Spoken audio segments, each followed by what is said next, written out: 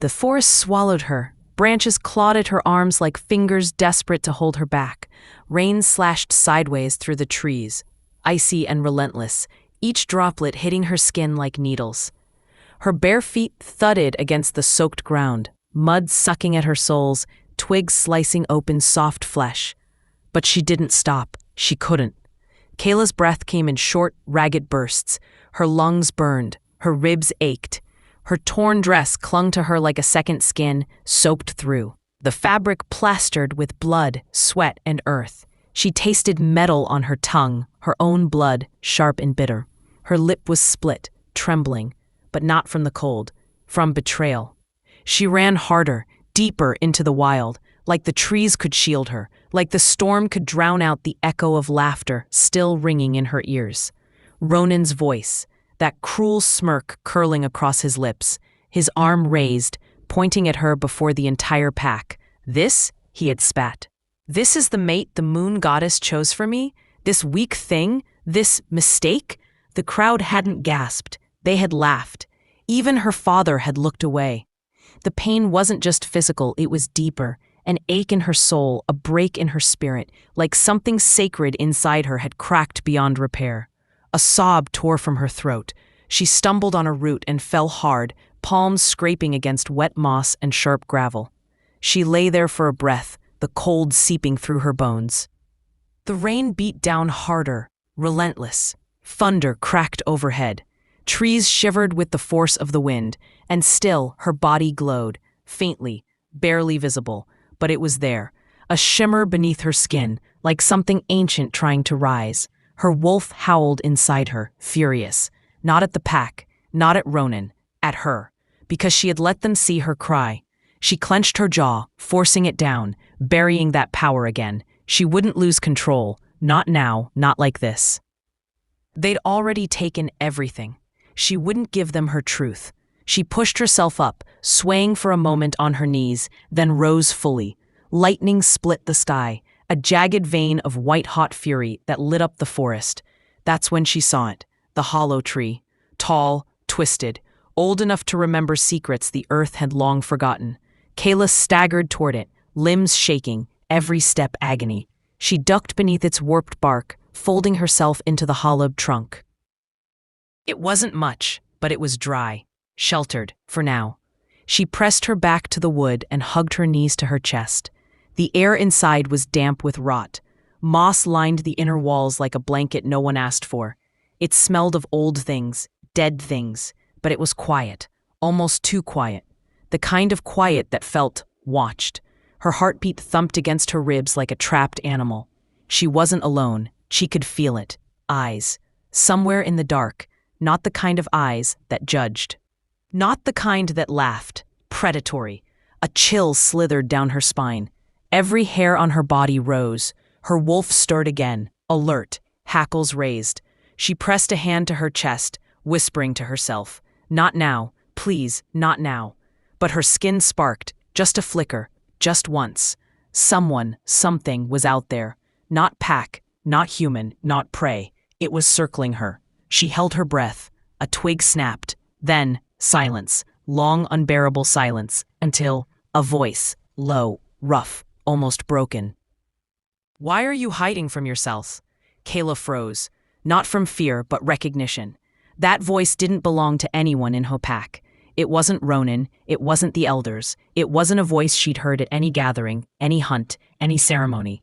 It was different, ancient, like the trees themselves had shaped it.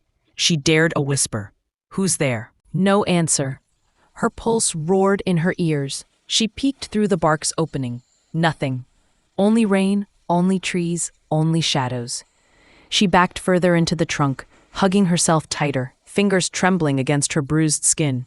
Flashbacks surged again, unbidden. The way Ronan had looked at her when the moonlight marked them. Disgust. Like the fates had made a mistake. Like she was the wrong piece in a puzzle he hadn't agreed to build.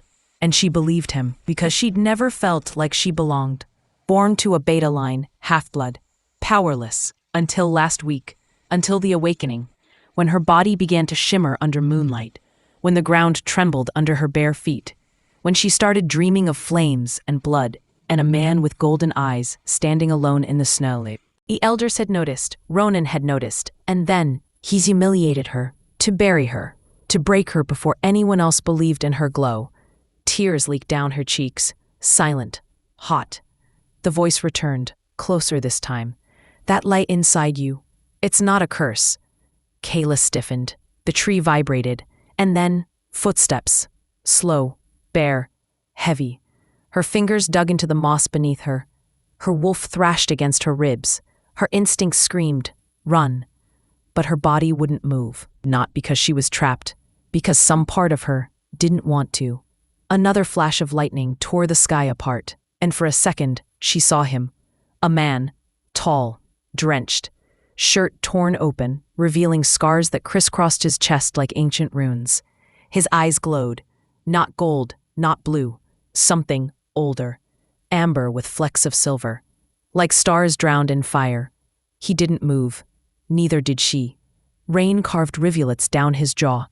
His hair, black as night, was plastered to his skull. But he looked unshaken, like the storm hadn't even touched him. Then he spoke again. That power you're hiding, if you keep pushing it down, it will rot you from the inside. She didn't answer, couldn't. He took one step closer, still outside the tree, still a silhouette, but closer now. I felt your shift, halfway, incomplete, like something is strangling it. Kayla found her voice, barely. It's not yours to feel. No, he said softly, but I felt it anyway. Silence fell again, only thunder and breath and something electric pulsing between them. Finally, Kayla pushed herself to her feet, still inside the hollow, but taller now, steadier. Who are you? His eyes softened. Someone who remembers what it feels like to be hunted by your own. That struck something deep, too deep, because that's what it was, wasn't it? She wasn't just humiliated, she was prey. Her pack had turned her into a target. You're not from my lands, she said. It wasn't a question. I'm not from any lands, he replied. She narrowed her eyes. Then why are you here? His answer came low, heavy, like an oath. Because I was drawn to the storm, and the girl glowing inside it. Something inside her chest cracked open. Not pain, not yet. Recognition, not of him, but of the truth. She wasn't meant to run, she was meant to rise. And someone, something, was calling her to stop hiding. For the first time, her voice didn't tremble. I'm Kayla. The man gave a small nod. I know. Lightning flashed again, brighter than before. This time, it lit up more than just the woods. It lit up her skin. The glow was back, stronger now. Her veins shimmered with golden light. Her heartbeat synced with the thunder, and her wolf didn't howl in panic. She purred in anticipation. The man stepped closer. They'll come looking for you. Kayla straightened. Let them. He tilted his head. You're not ready to face them. Maybe not, she said. But I'm done running. He looked at her for a long moment, then extended his hand. You can come with me.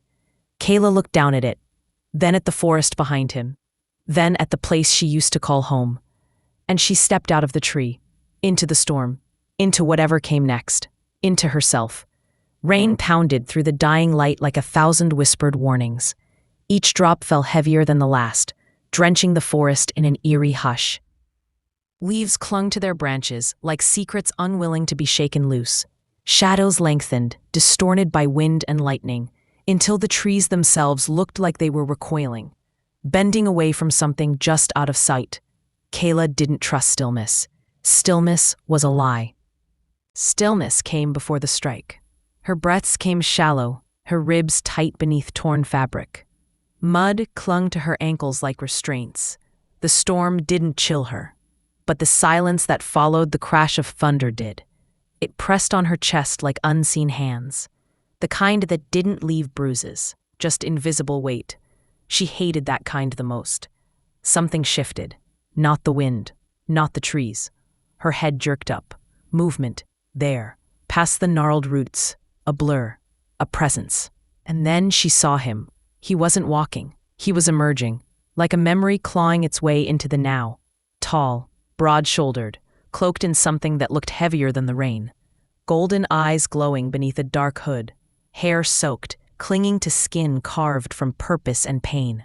the kind of face that didn't ask questions. It had already lived the answers. He wasn't part of this forest. He wasn't supposed to be real. Yet here he stood. And then he said her name, softly, like he owned it. Like he'd carried it in his chest through every storm he'd walked through before this one. Kayla didn't think. Her body moved, reckless with instinct. She lunged forward, the fight in her still burning hotter than the blood she'd lost. Her vision blurred, and her fingers curled into claws. She wasn't trying to win. She just didn't want to be caught. But he caught her, effortlessly, like her fury weighed nothing, like he'd been expecting it. He didn't flinch, didn't stagger. His arms closed around her like gates shutting, not to imprison, but to protect. Her breath hitched. There was no violence in his grip, just stillness, real stillness, and warmth, a kind of warmth she hadn't felt in years. Not the kind that came from fire or shelter, the kind that reached her somewhere beneath the bruises, deeper than the bone. Panic twisted inside her chest, not from fear, but from recognition. He didn't let her go, and he didn't speak again until she did. "You don't know me." The words escaped her in a rasp, not defiance, not pride, just exhaustion that had sharpened into armor. But he wasn't deterred. "No," he said, low, steady, "sure. But I've watched you burn, Kayla." Lightning flashed behind them, casting his face in silver. There was something in his eyes, not pity, not lust, something rarer, understanding, and it shattered something inside her that she'd welded shut. Her body trembled, not from weakness, but because she no longer knew how to stand in the presence of someone who wasn't trying to break her. She pulled back, barely, enough to meet his gaze and not drown. He let her, didn't chase her retreat, didn't close the space. She hated that it made her feel safe. The rain poured between them now like a veil. Her heartbeat thundered, louder than the storm. She wanted to speak, to demand answers, but her throat ached from screaming too long into silence that never answered back. He didn't demand anything from her. Not her submission, not her trust, not even her name. He simply stood, anchored, as if offering himself as shelter, without promise or price. And for the first time in too long, Kayla felt small in a way that didn't make her feel weak. She felt noticed. Not in the way Ronan had noticed her in front of the pack. Not with dominance. Not with cruelty hidden behind tradition. But like this man saw something in her worth standing in the rain for. It was unbearable. She hated him for it. She hated herself more, for wanting to believe it. Her knees buckled slightly. A jolt of pain surged up her leg from a cut she hadn't noticed. She winced, tried to catch herself. He was there, again, no hesitation, his hand beneath her arm, not gripping, supporting. The heat from his skin seeped through hers like a balm. She looked at him again, really looked. This was no ordinary alpha. He didn't wear his title like armor. He wore it like a scar. Everything about him screamed power, yet it was quiet, steady, like rivers that carved through stone over centuries. He didn't tower. He grounded, and for reasons she couldn't understand, it made her feel seen, and it terrified her. Because if he could see her now, here, broken, bleeding, hiding beneath thunder and shame, what else could he see? The guilt? The secrets? The curse? She stepped back again. He let her go, but his gaze didn't waver, and neither did the storm. She was shaking now, from the inside. From everything she'd buried roaring to the surface, like it had been waiting for this man to show up and tear the lid off. Who was he? What did he want? Why did it feel like fate had twisted the forest to bring him here? He took one step forward, not close enough to corner, but close enough for her to hear the words he didn't speak. "You're not alone anymore." She wanted to scream, wanted to run, but her feet didn't move. Her chest did, with a sob that wasn't sound, just breath and surrender. The air between them thickened, not with fear, but something older, wilder, something raw. The bond wasn't forming, it was remembering, a memory from blood and time she didn't know she carried. And it pulsed in the air like electricity. He wasn't her mate. She was sure of that, but he felt connected, familiar, like a forgotten thread being tugged by fate's trembling hand. She wrapped her arms around herself, turning her face slightly from him. Rain streaked down her cheek like tears, but her eyes were dry. They had nothing left to give. The forest exhaled, branches swayed, wind whispered. His voice broke through again. Low, rough, true. You've run far enough, Kayla. It wasn't a command. It was a truth. And it shattered her last illusion of strength. Because he was right. She was tired of running. Tired of bleeding. Tired of pretending survival was the same thing as living. She didn't answer. Couldn't. But she didn't run. And maybe, just maybe, that was the beginning of something she never thought she'd find again. Hope. Kayla didn't speak at first. The fire crackled low between them, shadows flickering over her face, as if trying to decide whether she was still worthy of light. Rain still whispered against the trees outside, softer now, as though nature itself held its breath. Her cloak was damp, her fingers trembling not from cold, but from something deeper, older.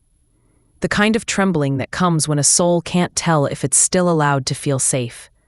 Darian didn't press her. He sat nearby, not too close. His presence was steady, unmoving, powerful, like the carved stone of an altar. But his eyes were watching her with a question that didn't need words. And Kayla exhaled slowly, as if every breath cost her something. Then she whispered, "No," confessed. "I didn't run to survive," she said, her voice cracking in the middle. "I ran so I wouldn't kill him." The words settled heavy in the air, not like smoke. Smoke fades. These words stayed, sank. He said nothing, not yet. So she kept going, the way a wound keeps bleeding when no one dares stitch it shut. She had once been the pride of the Crimson Moon Pack. Kayla wasn't just a promising young wolf. She was their miracle, their prophecy, their warning. Born during a lunar convergence that only came once in 100 years, wrapped in silence and silver fire, her mother wept the moment she saw her, not from joy, but from something deeper, something unspoken. The midwife had whispered, "She carries the flame," and everyone had fallen to their knees. The silver flame. It wasn't a myth. It was a curse disguised as a gift. At first, it was beautiful. Kayla lit candles with a thought before she could even speak. She healed small wounds with the warmth of her hands. Flowers bloomed where she stepped barefoot in spring. The pack adored her. She was a child of light in a world of shadows. Untouchable, sacred. Light doesn't stay still. It grows, it burns. And on her 18th birthday, the silver flame surged. She had been standing in the moonlit temple, surrounded by her pack, Eldos, warriors, her parents. The Alpha, and of course, Ronin. The moon ceremony. She remembers the drums, the chanting, the scent of sage and ash in the air. Her hands were bound with white ribbon, her heart pounding beneath her ribcage like it was trying to escape before the storm it knew was coming. The elder stepped forward, Elder Merrick, ancient and sharp, the one who had always watched her with more suspicion than awe. He pressed a ceremonial blade to her palm to draw a drop of blood. Just a drop. But the moment steel met flesh, her body convulsed. The temple shook. Flames erupted from her skin. Not fire, but silver light, blinding and wild. It hit Merrick first. He screamed. Not from pain, but from revelation. "She's not a blessing," he cried, his skin searing with ethereal light. "She's destruction." And just like that, the worship stopped. They locked her in a stone chamber for 3 days. No food, no water, just stone and whispers. She heard them through the cracks. She must be restrained. She's a danger to the pack. It was always too good to be true. Her parents didn't visit, not once. On the 4th day, Ronin came, not with comfort, not even with pity. He came with a decree. "I'll take her," he said. "I'll keep her power contained. My dominance will suppress her flare." As if she were some disease to be controlled. A threat to be caged in a mating bond. And they agreed. Without her voice, without her consent. Ronin was not gentle. Behind his sharp jaw and perfect smile lay something twisted. He treated her like a bomb with a timer. Always on edge, always watching. Every time her eyes glowed too brightly or her body warmed with magic, he'd strike. Harsh words first, then fists, then chains of silver etched with runes. He said it was for her own good. He lied. He fed on her fear, on her power, on the knowledge that she couldn't leave without setting everything around her on fire. But he made one mistake. He forgot she still had will. The night she fled, it wasn't because of a beating. It wasn't the chains. It wasn't even the bruises that wrapped around her ribs like vines. It was the moment she felt her flame whispering, "Let go," just for a second, just one moment of surrender. And she had seen it. Ronan's flesh turned to ash in her mind. His scream, finally real. The temple ablaze, the elders gone. And she knew, if she stayed one more day, she wouldn't just hurt him. She'd become the very curse they feared. So she ran. Not to survive, but to protect them all from what she was becoming. Because the pack would feel this, the alpha courts would smell it in the air. The rogue kings, the shadow packs, the old bloodlines clinging to false thrones. Every one of them would feel this shift. The bearer of the flame had risen, and the prophecy wasn't coming. It had already begun. The forest stirred before the sun even dared to rise. A hush swept through the Ashbourne clearing like the breath before a scream. Still and charged with a wrongness Kayla felt deep in her bones. Mist curled low over the earth, thick and trembling with unseen energy. The scent of pine hung heavy in the air, but beneath it, something sharp, familiar. Crimson moon. Kayla jolted awake in Darian's tent before the first light reached the treetops. She wasn't sure if it was instinct or the sudden knot in her stomach, but her body moved before her thoughts could catch up.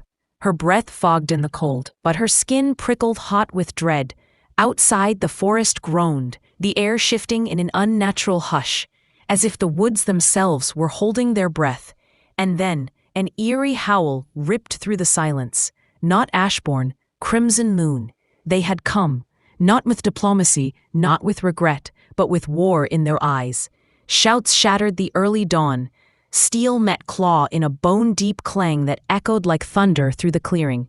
Branches broke. Wolves growled. The ground shook with the impact of bodies colliding.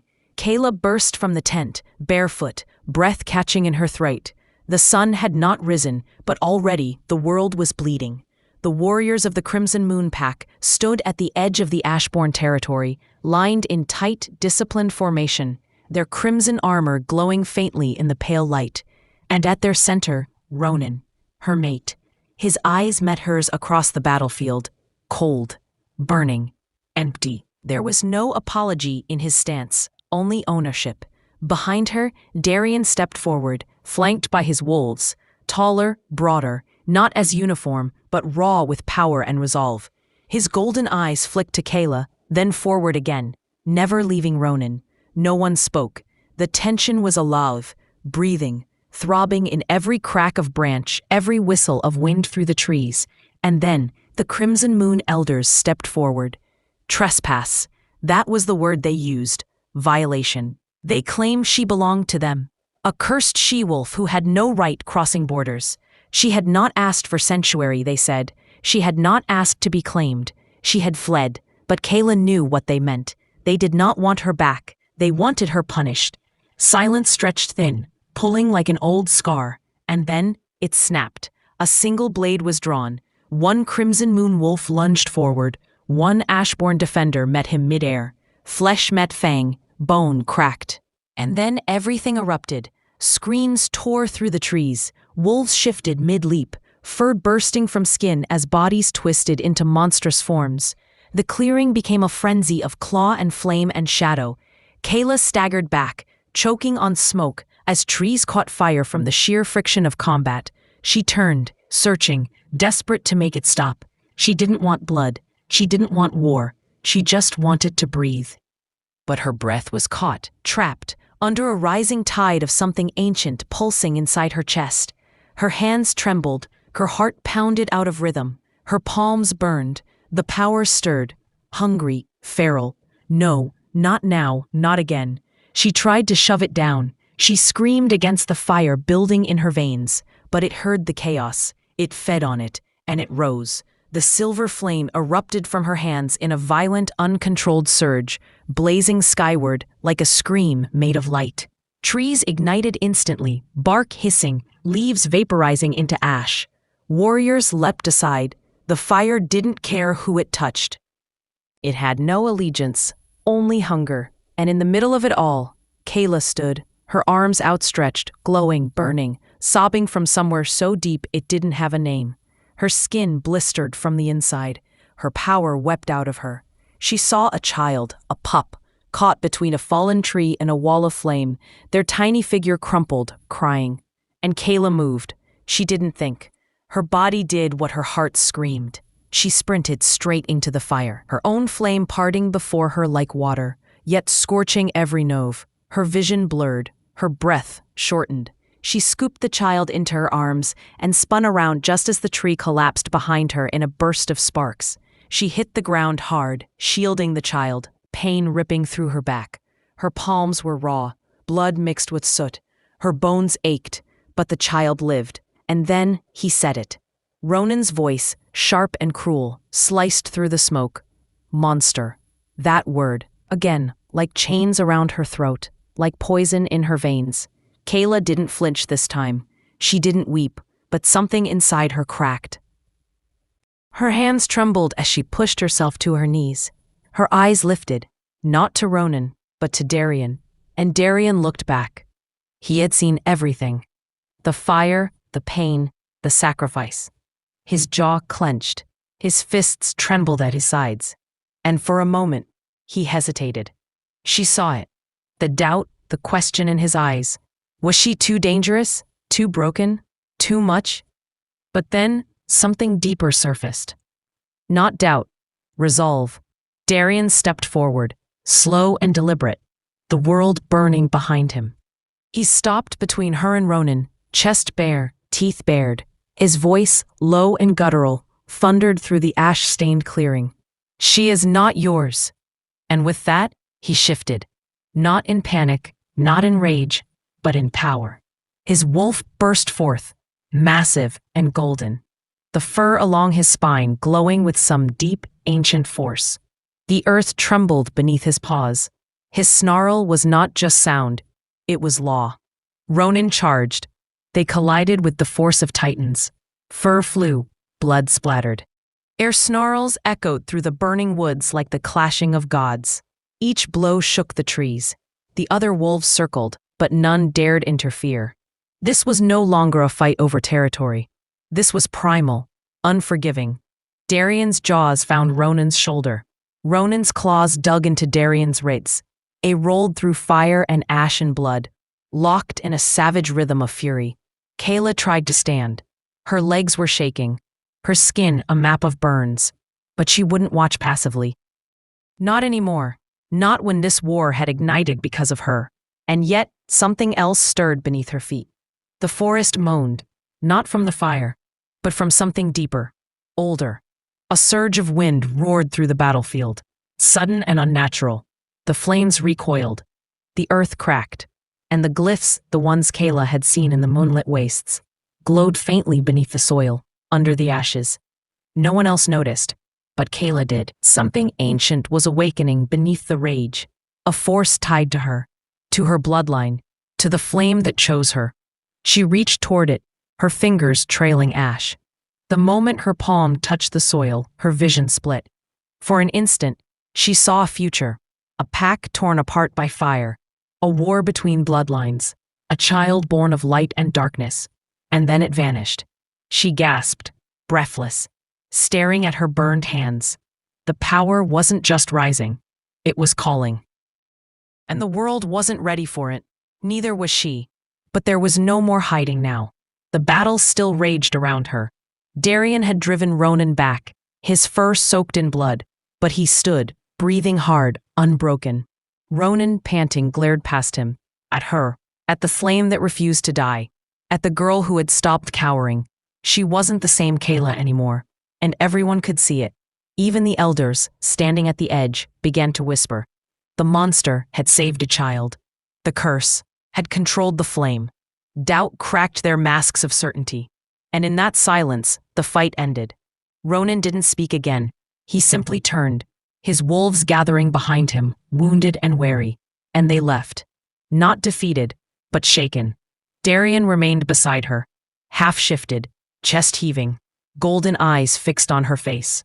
The fire had receded, the trees still smoked, but the threat was gone. For now.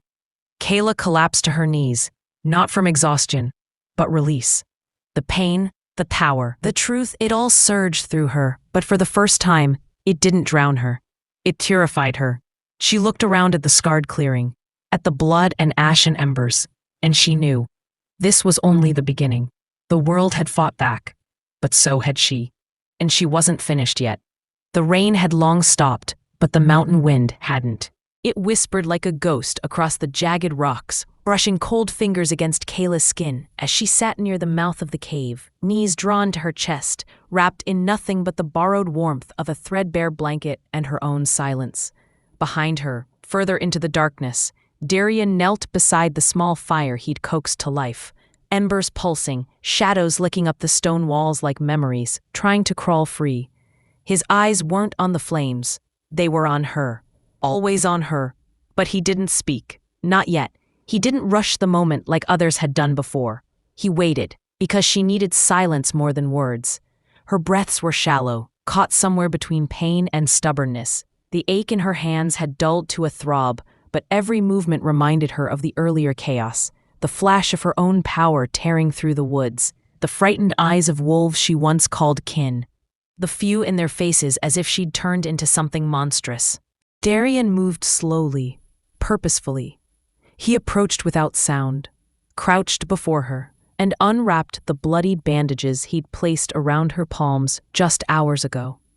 His fingers were large, rough with calluses earned from battle, yet his touch was impossibly gentle, like he knew what it was to hurt and not want more of it. She didn't flinch, not because she wasn't afraid, but because she was tired of being alone in her pain. He dipped a cloth into the small bowl beside them, herbal steam rising from it, and pressed it to her wounds. The sting pulled a hiss from her lips. "Sorry," he murmured. But she didn't answer, not with words, just a sharp glance. And yet, her eyes didn't carry the fire they once did. Not rage, not defiance, only weariness. The firelight flickered in his gold-flecked eyes as he set the cloth down. His voice came low, slow, like a truth dragged from a place he didn't visit often. "I once stood by and watched someone destroy herself with power she didn't understand," he said. "She begged me to help her, and I didn't, not until it was too late." Taylor blinked. His words struck something she didn't want to feel, something she had buried beneath layers of survival. "You think that's what I'm doing?" she asked, her voice cracked and hoarse. "Destroying myself?" He didn't answer right away. Instead, he wrapped her hands again, tighter this time. Not too tight to hurt, but firm enough to hold her together. "I think you're holding yourself together with pain," he said. "And I know what that looks like." She looked away. Outside the cave, the clouds parted just enough to let the moonlight drip through, silvering the rocks, lighting the outline of her profile. High cheekbones, a cut lip, hair damp with rain and stuck to her temples. Beautiful and broken, whole and yet in pieces. "They were scared of me," she whispered. He nodded, but his expression didn't change. "But you weren't," she said, more quietly now. "No," he answered.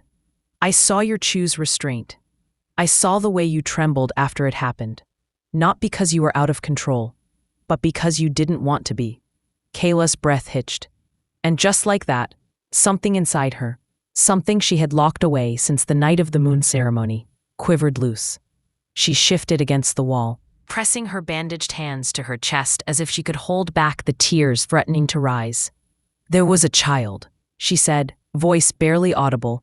"A girl. Mine." Darian didn't move, didn't speak, didn't even blink. He just listened, like it mattered more than anything else. "She died before she was even born," Kayla continued. "Because of me. Because of what I couldn't control. Ronan didn't even want to bury her. Said it was nature's way. That she was a mistake." Her shoulders shook once. Darian reached for her cheek, not forcefully, not in demand, but with a kind of reverence. His thumb brushed the tear that escaped. "She wasn't a mistake," he said softly. She was yours. Kayla's eyes burned. She didn't want his pity. But his words weren't laced with that. They held something else. Recognition. A kind of grief she didn't have to explain. And still, she couldn't meet his gaze for long. She turned her face, but he didn't pull away.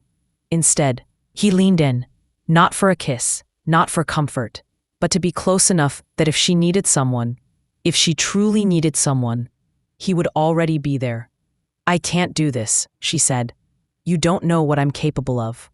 "I do," he whispered. "And I still stay." Those words broke something deeper than silence. They sliced through the lies she told herself, about her worth, about her future, about what she deserved. Still, her body tensed. "You think it's noble to take in a woman like me, broken, dangerous, cursed?" He shook his head. "I don't see any of that. I see a woman who's been through hell and still found the strength to protect those who tried to bury her. Even if I lose control again, especially then." The tension between them thickened, not from fear, not anymore, but from everything unsaid. From the gravity of two people who recognized in each other the same shadows, the same longing, the same ache to be understood. Kayla turned back toward him. This time, she didn't flinch. Their faces were inches apart, breath mingled, fire crackled behind them. The mountain held its breath. Darian leaned forward. Her eyes fluttered closed, and then she stopped it, a hand pressed to his chest. "I'm not ready," she breathed. His forehead rested against hers, and he nodded. "I know." She opened her eyes, and for the first time, they didn't carry fear. Just raw, unguarded vulnerability. "Why are you doing this?" she asked. "Why me?" Darian's voice was a low rasp. "Because you still believe you're unworthy. And I've lived long enough to know that the ones who believe that, they're often the ones who save the world when no one else can." Her throat tightened. "I'm not saving anyone." "You already are," he replied. "You just haven't seen it yet." Silence stretched, but this time it wasn't hollow. It was full. Of meaning, of unspoken promises, of two people who'd lived through war inside themselves and were now daring to see peace in each other. Kayla leaned her head on his shoulder. He didn't move. He simply let her be. Let her exist. No demands, no questions, no judgment, only presence. And maybe that was what healing could look like. Outside, the moon rose higher, casting long silver fingers through the craggy peaks, blessing the cave with a quiet light. The mountain wind softened. The fire dimmed. And for the first time in weeks, Kayla's breathing slowed, not from exhaustion, but from something dangerously close to hope. They stayed like that, wrapped not in arms, but in understanding, in something unnamed, something real. And though they didn't speak again for hours, their silence was louder than any vow. Because she hadn't run, and he hadn't let go. The air in the Ashbourne Pax council chamber was thick, heavy with the scent of ancient pine and the weight of 1,000 unspoken truths. The walls, carved from dark stone and etched with the sigils of 100 generations, seemed to lean inward, as if they too were holding their breath. Kayla stood at the center of the circle, her boots scuffing softly against the cold floor, her heart hammering so loud she swore the elders could hear it. The firelight from the iron braziers cast flickering shadows across her face, catching the sharp angle of her jaw, the wild tangle of her chestnut hair. She was no stranger to scrutiny, but this was different. This was a crucible. The council's eyes bore into her, a jury of wolves cloaked in human skin, their gazes sharp as claws. And Darian, her Darian, stood just beyond the circle, his broad shoulders tense, his storm-gray eyes fixed on her with a fierceness that made her chest ache. She wanted to reach for him, to anchor herself in the warmth of his presence, but the invisible wall of protocol held her fast. This was her moment to prove herself, to claim her place among the pack she'd fought so hard to call home. But oh, how the air crackled with something darker, something waiting to unravel. "Loyalty," Kayla began, her voice steady despite the tremor in her soul, "is not given lightly. It's earned through blood, through sacrifice, through standing when every bone in your body screams to run." Her words rang out, clear and fierce, cutting through the murmurs of the council. She lifted her chin, meeting the eyes of each elder in turn. Old wolves with faces like weathered stone, their expressions unreadable. "I've fought for this pack. I've bled for it. I've carried your burdens, your battles, your grief. If that's not enough to stand here, to call myself Ashbourne, then tell me what is." Her voice cracked on the last word, not from weakness, but from the raw, aching truth of it. She'd given everything to this pack, every sleepless night, every scar, every quiet moment when she'd pushed down her own fears to protect them. She glanced at Darian, and for a fleeting second, his eyes softened, a flicker of pride breaking through the storm. She clung to that look, a lifeline in the suffocating weight of the room. But then, a shadow moved. Elder Torin, his silver hair glinting like frost in the firelight, rose from his seat. The chamber fell silent, the kind of silence that presses against your eardrums, sharp and oppressive. His eyes, pale as moonlight, locked onto Kayla, and there was no warmth there, no mercy. "Enough," he said, his voice low, cutting, like the first crack of ice before a river breaks. "You speak of loyalty, girl, but you stand here cloaked in lies." The words landed like a blade in her gut, and Kayla's breath caught, her hands curling into fists at her sides. She felt the shift in the room, the sudden tension rippling through the council, the way the other elders leaned forward, their faces tightening with something she couldn't yet name: shock, anger, fear. Darian took a step forward, his jaw clenching, but Torin raised a hand, silencing him without a glance. "You are not one of us," Torin continued, his voice rising now, sharp and venomous. "You are the daughter of the Moonbreaker, the traitor who tore this pack apart. His blood runs in your veins. His betrayal stains your name." The doors slammed open with a gust of wind that wasn't natural, the force of it rattling the chamber. Kayla ran, her boots pounding against the stone, her wolf howling in her chest. The night outside swallowed her, the forest beyond the pack's stronghold a dark, endless sea of pine and shadow. The air was sharp with the scent of rain, the sky above churning with clouds that mirrored the storm in her soul. She didn't know where she was going, only that she couldn't stay. Couldn't face the weight of Darian's doubt, the council's condemnation, or Ronan's smug victory. Her blood was fire, her heart a wound, and the wolf inside her was clawing free, demanding release. She stumbled into a clearing, her knees hitting the earth, her hands digging into the damp soil as the first drops of rain began to fall. She tilted her head back, letting the rain sting her face, letting it mix with the tears she hadn't realized she was crying. The storm broke above her, lightning cracking the sky, and Kayla felt it echo in her bones. She was the daughter of a traitor, they said, but she was more than that. She was the girl who'd fought for a home, who'd loved a man with every piece of her battered heart, who'd believed, foolishly maybe, that she could outrun her past. Now, that past had caught her, and it was tearing everything apart. She could still see Darian's face, the shock, the fear, the way he'd reached for her even as doubt flickered in his eyes. She could still hear Ronan's silent triumph, the way he'd orchestrated her fall. And she could feel the wolf inside her, wild and untamed, begging to run, to fight, to claim the truth that was hers. The rain soaked her through, her clothes clinging to her skin, her hair a wild halo of sparks and shadow. She rose to her feet, her chest heaving, her eyes still glowing with that fierce, unnatural light. The forest seemed to hold its breath, the trees swaying in the wind, the air alive with the promise of something vast, something unstoppable. Kayla didn't know if she was running from the pack or toward something else, something bigger, something that would redefine her. But she knew one thing, she wasn't done, not yet. The storm inside her was only beginning, and when it broke, the world would feel it. She took a step forward, then another, her boots sinking into the mud, her heart a fierce, unyielding flame. The council fought they'd broken her. Ronan thought he'd won. Darian thought he could save her. But Kayla wasn't a damsel, wasn't a traitor, wasn't a ghost to be buried. She was a storm, a wolf, a woman forged in fire and betrayal, and she would find her truth, even if it meant tearing the world apart to do it. The forest stretched before her, dark and endless, whispering secrets she was only beginning to understand. Somewhere behind her, Darian was probably chasing her, his heart as torn as hers, his loyalty caught between love and duty.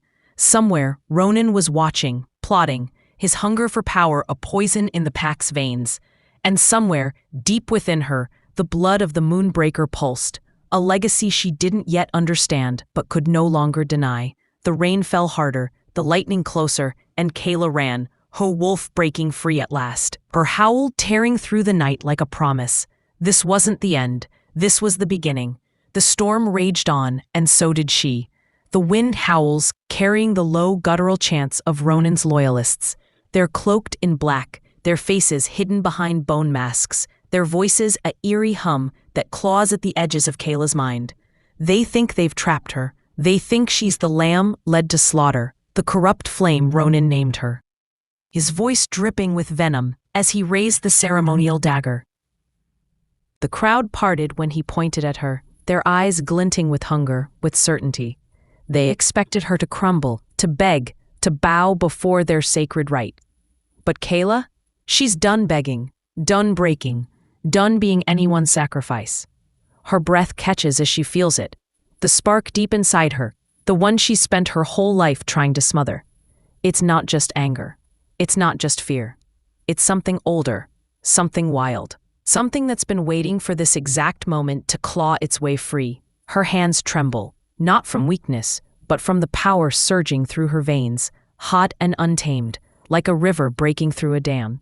She lifts her chin, her dark hair whipping in the wind, and meets Ronan's gaze. His eyes are cold, calculating, a high priest drunk on his own authority. He thinks he's won. He's wrong.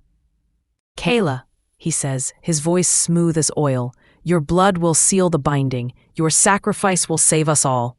The dagger gleams in his hand, its edge catching the moonlight. The loyalist chants grow louder, a fevered pulse that shakes the ground. But Kayla doesn't flinch. She doesn't cower. She feels the weight of their expectations, the crushing pressure of 1,000 eyes boring into her, waiting for her to fall.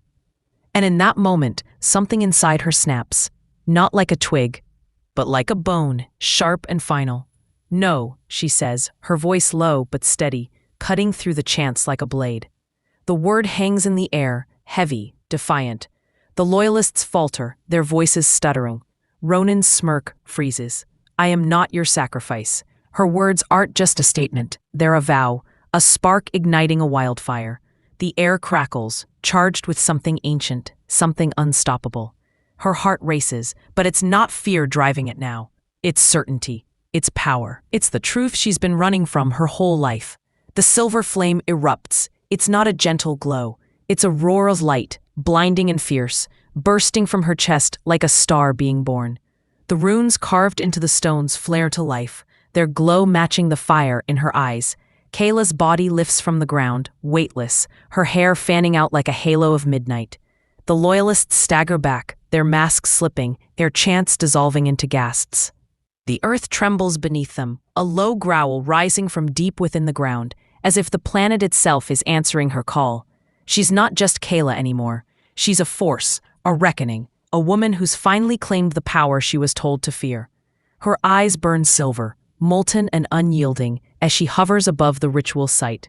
The runes swirl around her, glowing orbs of light that pulse in time with her heartbeat. They're not just symbols, they're alive, singing to her. Whispering secrets of a lineage she's only beginning to understand. Her mother's voice echoes in her mind, faint but clear. You are not their pawn. You are the flame that cannot be extinguished. Kayla's chest tightens, not with pain, but with love, with grief, with the weight of every sacrifice her family made to keep this power hidden. She's not just fighting for herself, she's fighting for them. A spirit wolf howls, its cry piercing the night like a blade through silk.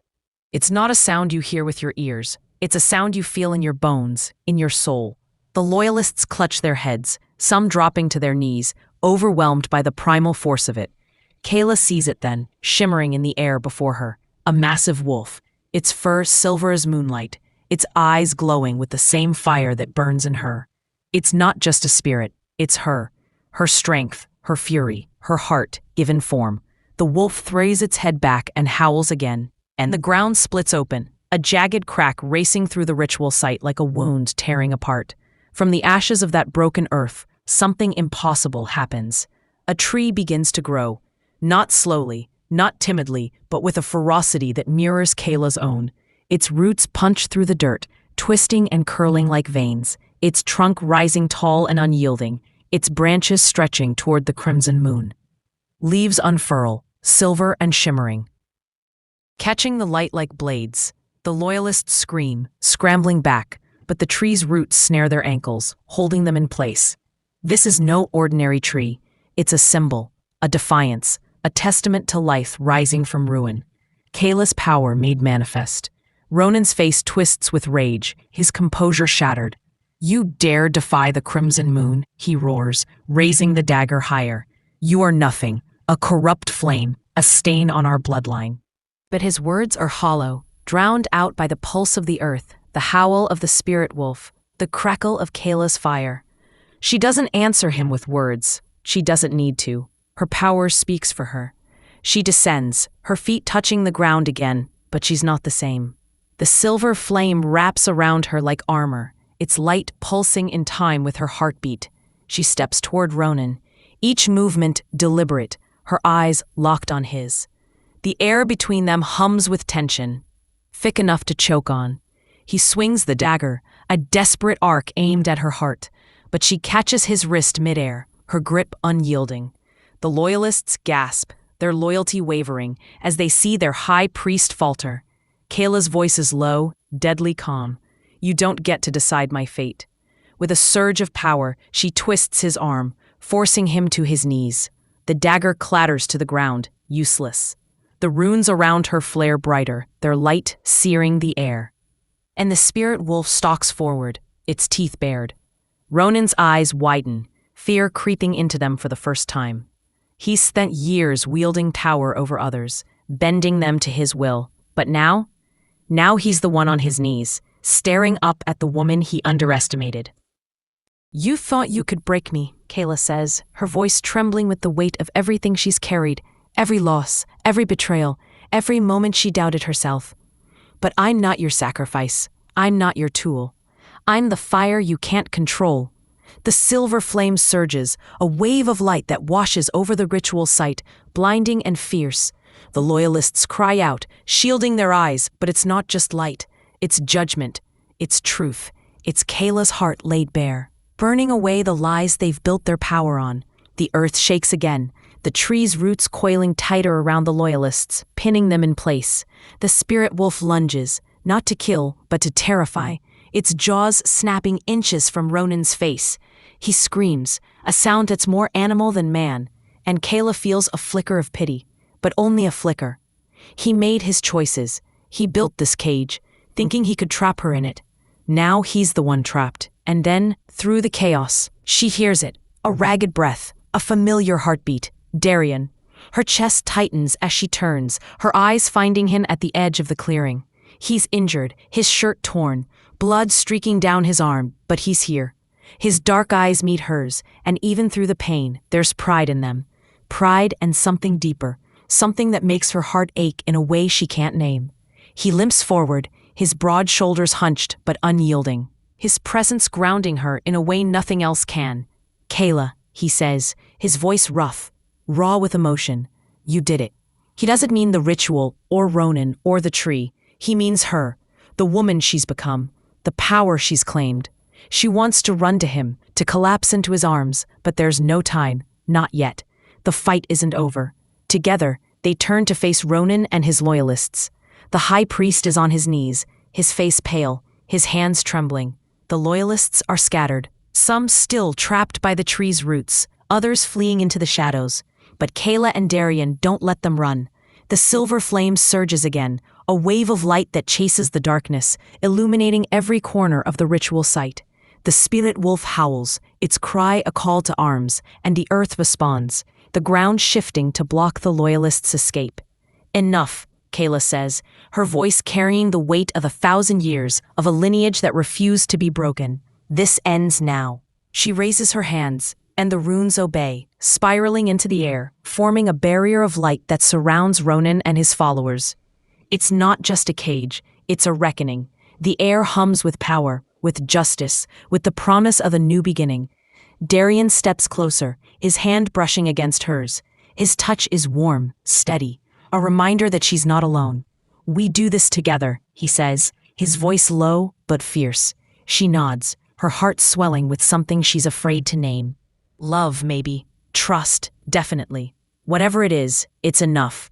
The runes tighten around Ronan, their light burning brighter, hotter, until he screams, his body convulsing as the power he tried to wield turns against him.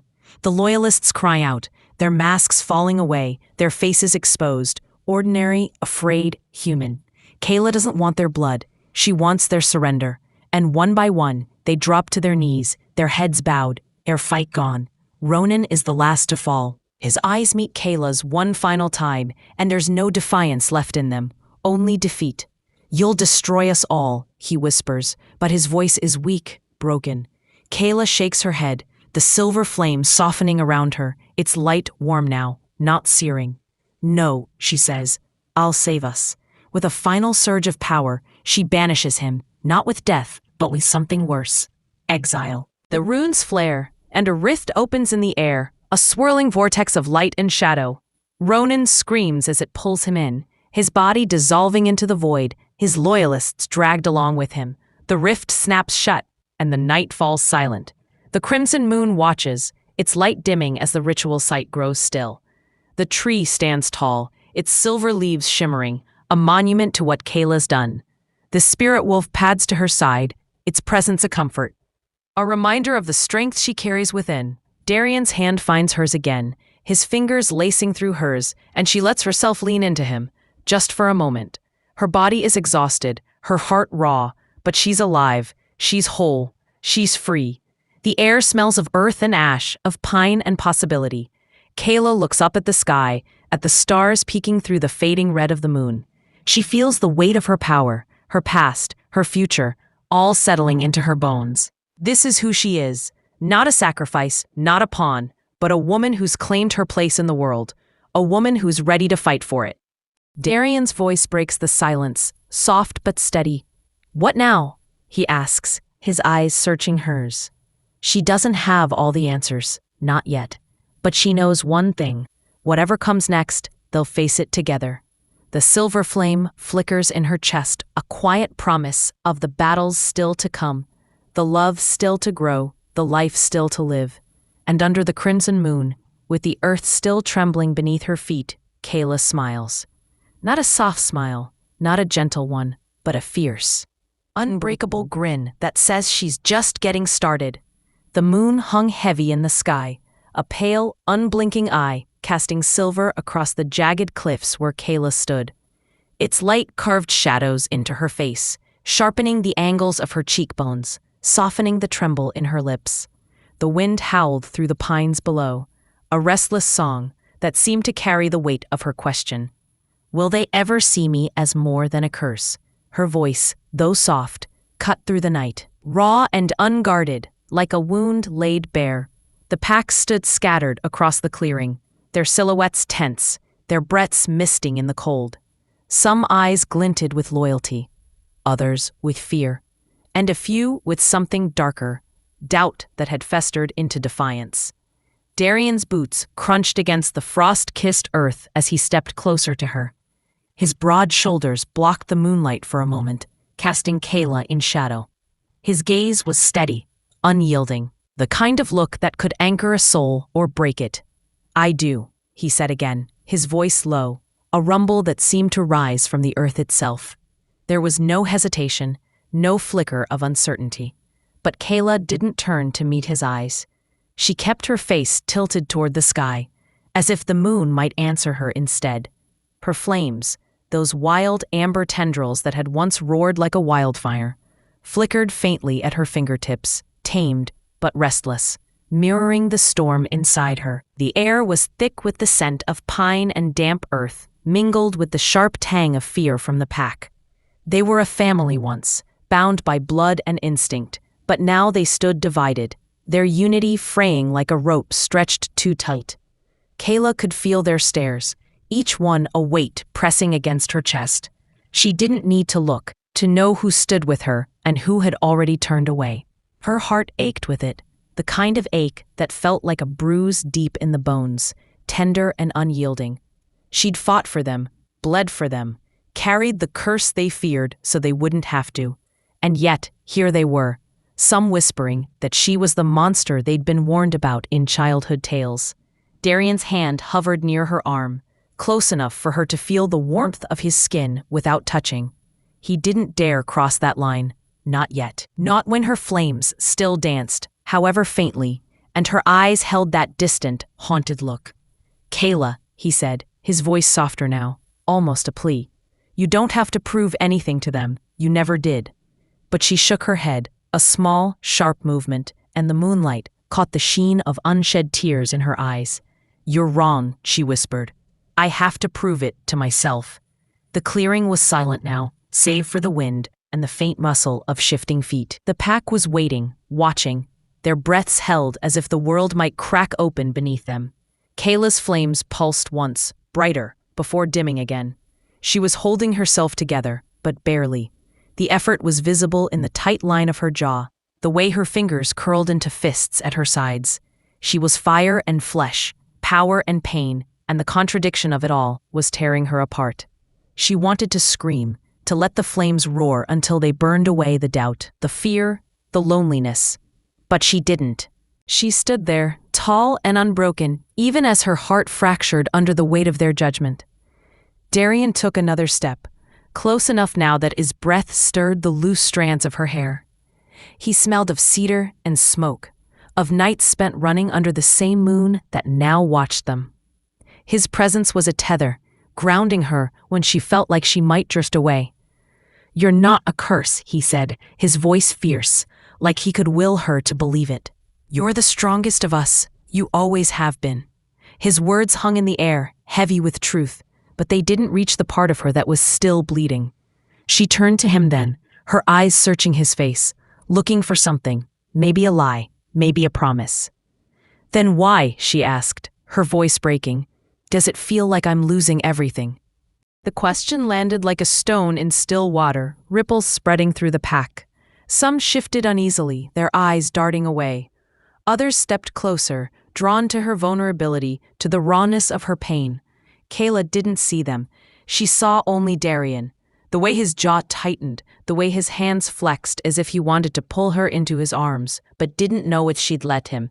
He didn't have an answer, not one that could fix this. And that was the worst part, the silence that followed, the truth that sun wounds couldn't be mended with words. The wind picked up, carrying the distant howl of a lone wolf somewhere deep in the forest. It was a mournful sound, one that seemed to echo Kayla's own heart. She turned back to the moon, her flames flickering out entirely now, leaving her hands bare and trembling. The pack was still watching, still waiting, but she felt the shift in the air. Some were stepping back, their fear outweighing their loyalty. Others moved closer, their faces softening, as if her pain had reminded them of the girl she'd been before the fire came. The girl who'd laughed with them, hunted with them, dreamed with them under these same stars. Darian's voice broke the silence. "You're not losing us," he said, and this time he did touch her, his hand brushing her shoulder, light but firm, like he was afraid she might vanish if he let go. "You're not losing me." His words were a vow, spoken with the kind of conviction that could make you believe in impossible things. But Kayla's eyes stayed on the moon, and her silence was louder than any words she could have spoken. She wanted to believe him. God, how she wanted to. But the weight of the pack's fear, the whispers of curse and danger, clung to her like damp cloth, chilling her to the core. The cliffs stretched out below them, a dark expanse of stone and shadow, dropping into the forest that sprawled like a living thing. The air was sharp with the promise of winter, biting at exposed skin, but Kayla didn't shiver. She stood as if carved from the stone itself, unyielding even as her heart wavered. The pack was her home, her blood, but it was also her cage. Every glance, every whisper, every step they took away from her was a reminder that she was different, that the fire in her veins, the gift that had saved them time and again, was the same thing that made them flinch. Darian's hand tightened on her shoulder, and she felt the warmth of it seep into her, a small defiance against the cold. "Look at me," he said, his voice low but urgent.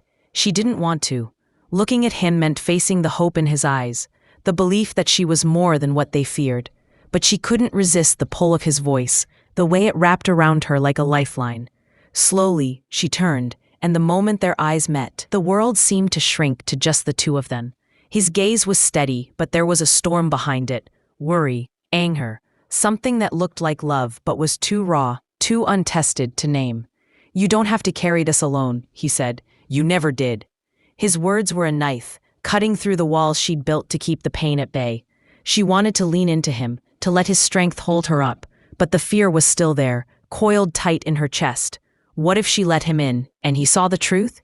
What if the fire inside her wasn't a gift, but a destruction waiting to happen? What if she burned him too? The pack was stirring now, their voices rising in low murmurs. Some were calling her name, soft and tentative, like they were testing the waters. Others were louder, their words sharp with accusation. "She's dangerous," one voice hissed, carried on the wind. "She'll bring ruin to us all." Kayla's head snapped toward the sound, her eyes narrowing, but she didn't speak. She didn't need to. The hurt was written in the set of her shoulders, the way her hands trembled before she clenched them into fists again. Darian stepped in front of her, his body a shield between her and the pack. "Enough," he growled, his voice carrying the authority of an alpha, though he'd never claimed the title. The murmurs died down, but the tension remained, thick and suffocating. He turned back to Kayla, his expression softening. "They're scared," he said quietly. "Fear makes people forget who they are. But I haven't forgotten. I see you, Kayla. I always have." Her throat tightened, and for a moment, she couldn't breathe. His words were a balm, but they couldn't erase the truth.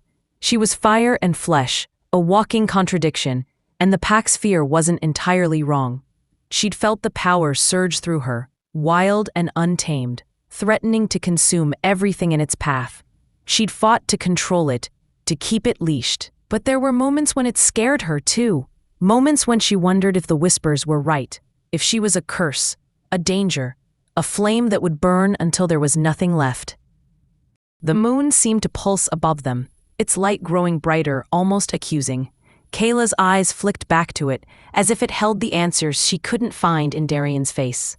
The flames were gone now, but she could still feel them, simmering beneath her skin, waiting for a reason to ignite. She closed her eyes, letting the wind wash over her, carrying the scent of the forest and the distant promise of rain.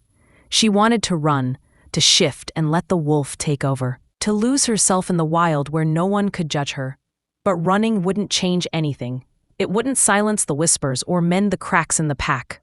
When she opened her eyes, Darian was still there, his hand still on her shoulder, his gaze still steady. "You're enough," he said, and the simplicity of it broke something inside her. Not enough to shatter her, but enough to let the tears she'd been holding back spill over. They burned hot against her cheeks. And she didn't bother to wipe them away. Let them see.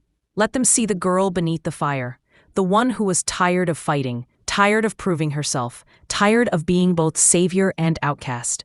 The pack was silent now, their eyes fixed on her, and for the first time, she didn't care what they saw. She stepped forward, away from Darian's touch, and faced them. Her voice, when it came, was steady, though it carried the weight of her pain. "I've fought for you," she said. "I've bled for you. I've carried this fire so you wouldn't have to. If that's not enough, then walk away. But I'm done begging for your trust." The words hung in the air, sharp and final. Some of the pack lowered their eyes, shame flickering across their faces. Others stood taller, their loyalty rekindled by her defiance. And Darian looked at her like she was the only thing in the world that mattered. The wind howled again, louder this time, and the moon seemed to burn brighter, as if it too was waiting for what came next. Kayla's heart pounded, a steady drumbeat against the chaos in her mind. She could feel the fire stirring again, not wild this time, but focused, like a blade honed to a fine edge. She didn't know if it was strength or desperation, but it was hers, and she would wield it. She turned back to Darian, her eyes fierce now, the tears dried by the wind. "If I'm going to fight," she said, "I need to know you're with me. Not just tonight, not just now, always." He didn't hesitate. Always, he said, and the word was a vow, a promise carved into the night. He stepped closer, his hand finding hers, and this time she didn't pull away. His touch was warm, steady, a reminder that she wasn't alone, even when it felt like the world was against her. The pack was watching, but for the first time, their stares didn't matter. It was just her and Darian. Two souls standing on the edge of a cliff, with the moon as their witness. The forest seemed to hold its breath, the wind dying down to a whisper. The air was heavy with the scent of coming rain, the kind that could wash away the past or drown it. Kayla's flames flickered to life again, small but steady, curling around her fingers like they were greeting an old friend. She didn't flinch from them this time. She didn't hide. She stood there, fire and flesh, and let the pack see her for what she was. Not a curse, not a savior, but a woman who was tired of apologizing for her strength. Darian's hand tightened around hers, and she felt the pulse of his heartbeat through his skin, steady and sure. "Whatever comes," he said, his voice low, "we face it together." It wasn't a question, but a truth, one she could feel in her bones. She nodded, a small movement, but it felt like a step towards something new, something unbroken. The pack was stirring again, some stepping forward, others turning away. The divide was clear now, sharper than ever, but Kayla didn't care. She had Darian, and she had herself, and for the first time in a long time, that felt like enough. The moon watched, unblinking, as the first drops of rain began to fall, cold and sharp against her skin. She tilted her face to the sky, letting the water mix with the fire in her veins, and for a moment, she felt whole. A lyrical cadence weaving through the rain-soaked air. And so she stood, caught between fire and rain, between fear and love, between the pack that doubted her and the man who never would. Kayla was no curse, no matter what the whispers said. She was a flame, burning bright against the dark, and she would not be dimmed. But the question remains, my friends, what would you have done? Would you have stood by her side, felt the heat of her fire and called it home? Or would you have feared what she became, turned away from the light because it burned too bright? The forest seemed to hold its breath, the wind dying down to a whisper. The air was heavy with the scent of coming rain, the kind that could wash away the past or drown it. Kayla's flames flickered to life again, small but steady, curling around her fingers like they were greeting an old friend. She didn't flinch from them this time. She didn't hide. She stood there, fire and flesh, and let the pack see her for what she was. Not a curse, not a savior, but a woman who was tired of apologizing for her strength. Darian's hand tightened around hers, and she felt the pulse of his heartbeat through his skin, steady and sure. "Whatever comes," he said, his voice low, "we face it together." It wasn't a question, but a truth, one she could feel in her bones. She nodded, a small movement, but it felt like a step toward something new, something unbroken. The pack was stirring again, some stepping forward, others turning away.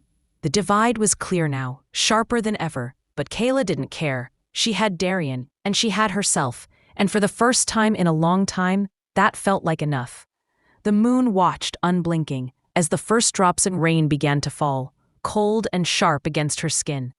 She tilted her face to the sky, letting the water mix with the fire in her veins, and for a moment she felt whole, a lyrical cadence weaving through the rain-soaked air. And so she stood, caught between fire and rain, between fear and love, between the pack that doubted her and the man who never would. Kayla was no curse, no matter what the whispers said. She was a flame, burning bright against the dark, and she would not be dimmed. But the question remains, my friends, what would you have done? Would you have stood by her side, felt the heat of her fire and called it home? Or would you have feared what she became, turned away from the light because it burned too bright? The rain fell harder now, a curtain of silver in the moonlight, and the narrator's voice grew urgent, pulling you closer, like a friend sharing a secret. If her story sparked something in you, if you felt the pull of her fire, the ache of her heart, then don't let it end here. Subscribe to Florence Werewolf Romance Collections. We tell tales that burn, stories of love and loss, of fire and fight, of hearts that refuse to break. Join us, and let's run with the wolves under the moon. Not as the wind howled down from the granite teeth of the mountains, Not as the forest, bruised and smoldering behind them, faded into the folds of mist. Kayla's steps were slow, deliberate. The mountains loomed taller now, like silent gods watching. Her hand, still wrapped in torn cloth, brushed Darian's, a quiet touch, a reminder she wasn't walking alone anymore, but neither of them spoke. Because silence had become its own kind of language. The ground beneath them turned from soil to stone. Sharp, cracked ridges lined the path ahead, and each gust of wind was colder than the last. The world above the tree line was harsh, untouched by pack laws or ancient rituals. This was the land where the wolves didn't rule, the wild did, and in the wild, nothing was ever truly finished. Behind them, the ashes of battle still drifted through the air like black snow. The trees Kayla had scorched with her fire still smoldered. Somewhere far below, her former pack stirred with whispers of betrayal and awe. They had seen her lose control, seen her rise from it, but they hadn't seen what came next. No one had, not even her. She clutched her ribs. The bruises Ronan left had begun to ache in a deep, hollow way, as if they weren't just bruises on her skin, but buried into her memory. She could still feel his grip, the way he'd grabbed her in front of the whole pack. The way he twisted her pain into power, used her gift to shame her instead of shield her. But she hadn't broken. Not then. Not now. Still she could feel it. A fracture deep inside. Something not yet healed. Something that would bleed if touched the wrong way. Darian glanced at her once. Just once. And she saw it in his eyes. He didn't want her to speak. He didn't need her to. Because he'd felt it too. The shift. The tilt. The world before. And the world after. Whatever they were walking toward now, it wasn't a safe place. It was something else. A reckoning maybe, or a grave. The cave came into view only when the clouds peeled back just enough to let a sliver of moonlight stab through the gloom. It yawned like a mouth in the side of the cliff, veiled in moss and shadow. But Kayla didn't hesitate, because something inside her was pulling her there. Not fear, not even curiosity, but fate. The kind that wraps itself around your throat and pulls, no matter how hard you fight it. She stepped into the dark. Darian followed, his broad form moving like a sentinel behind her. The air inside was cold, colder than outside, but it hummed with something deeper than temperature. Old magic, forgotten magic. Magic that hadn't spoken in years and now whispered again. They didn't need torches. The walls shimmered faintly, not with light, but with memory.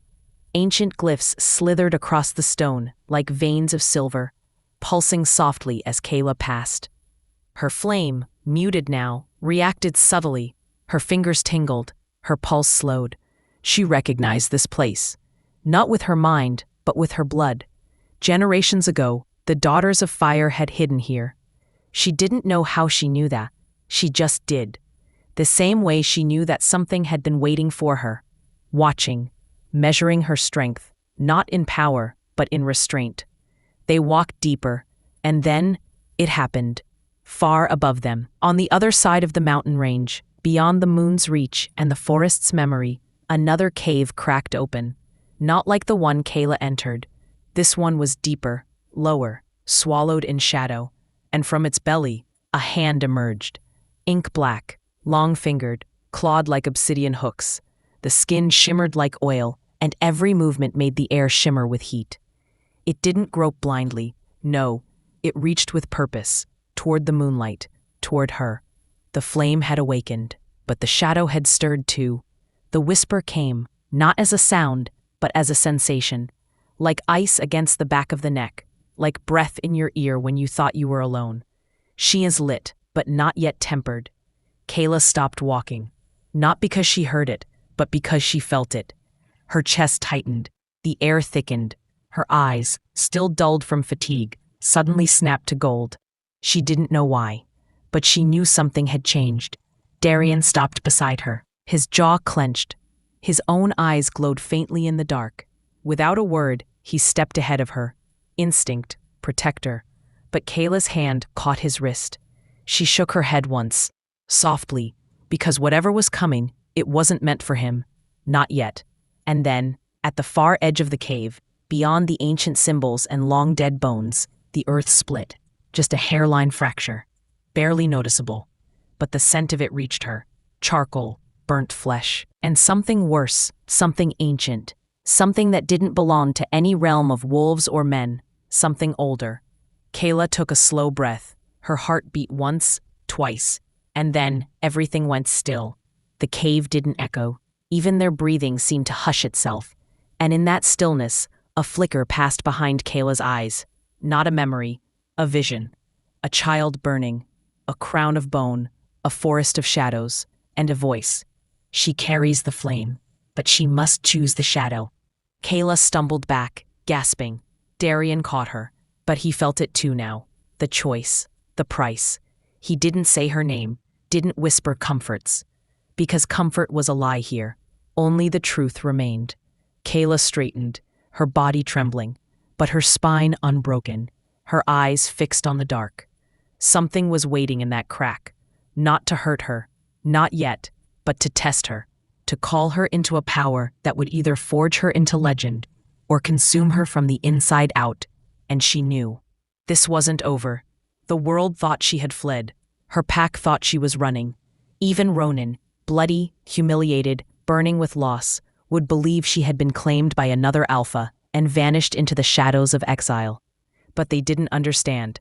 Kayla wasn't hiding. She was transforming, becoming, and soon, when the world least expected it, she would return. Not as a mate, not as a victim, but as fire. And fire burns until it is named. Far above them, the clouds broke fully. Moonlight spilled into the mountains, and the shadow hand, still stretching from the other cave, curled into a fist, waiting, not ready to strike, but to greet its match, because the flame had awakened, but the shadow was hungry, and fate, cruel as it was, had always promised them to each other, Kayla, Darian, and the thing beneath the mountain that bore no name. This wasn't over. This was only the end of the beginning, and something far darker, far deeper was coming, a reckoning carved not in power, but in pain.